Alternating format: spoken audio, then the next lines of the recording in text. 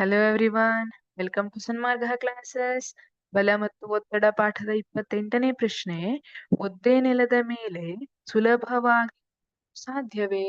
ನಿಮ್ಮ ಉತ್ತರವನ್ನು ಸಮರ್ಥಿಸಿ. ಒದ್ದೆ ನೆಲದ ಮೇಲೆ ಸುಲಭವಾಗಿ ನಡೆದಕ್ಕೆ ಸಾಧ್ಯ ಇದೆಯಾ? ಅಮ್ಮ ಅವಾಗಷ್ಟೇ ನೆಲ ಒರೆಸಿದ್ದಾರೆ ಅಂತ ಇಟ್ಕೊಳ್ಳಿ.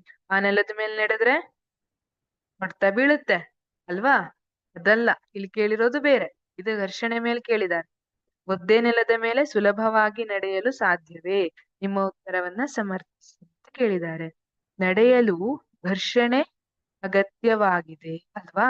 ನಮ್ಮ ಪಾದ ಮತ್ತೆ ನೆಲದ ನಡುವೆ ಒಂದು ಹಿಡಿತ ಬರ್ಬೇಕಂದ್ರೆ ಅಲ್ಲಿ ಘರ್ಷಣೆ ಅಗತ್ಯವಾಗಿದೆ. ಈಗ ಒದ್ದೆ ನೆಲದ ಮೇಲೆ ಸುಲಭವಾಗಿ ನಡೆಯಲು ಸಾಧ್ಯವಿಲ್ಲ.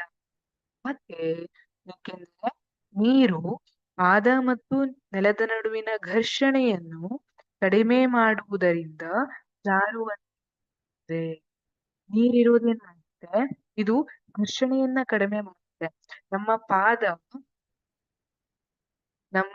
ಪಾದ ಮತ್ತೆ ನೆಲದ ಮೇಲಿನ ಘರ್ಷಣೆ ಕಡಿಮೆಯಾಗುವಂತೆ ಮಾಡುತ್ತೆ. ಅದೇ ತರ ಎಣ್ಣೆ ಕೂಡ, ಎಣ್ಣೆ ಮೇಲೆ ಕಾಲಿಟ್ರು ನಾವು ಜಾರಿ ಬೀಳ್ತೀವಿ ಅಲ್ವಾ? ಯಾಕೆಂದ್ರೆ ಅವು ನಮ್ಮ ಪಾದ ಮತ್ತೆ ನೆಲದ ನಡುವಿನ ಘರ್ಷಣೆಯನ್ನ ಕಡಿಮೆ ಮಾಡ್ಬಿಡುತ್ತೆ. ಇದರಿಂದ ಜಾರುವಂತೆ ಆಗುತ್ತೆ. ಹಾಗಾಗಿ ನಾವು ಒದ್ದೆ ನೆಲದ ಮೇಲೆ ಸುಲಭವಾಗಿ ನಡೆಯಲು ಸಾಧ್ಯವಿಲ್ಲ. Thank you.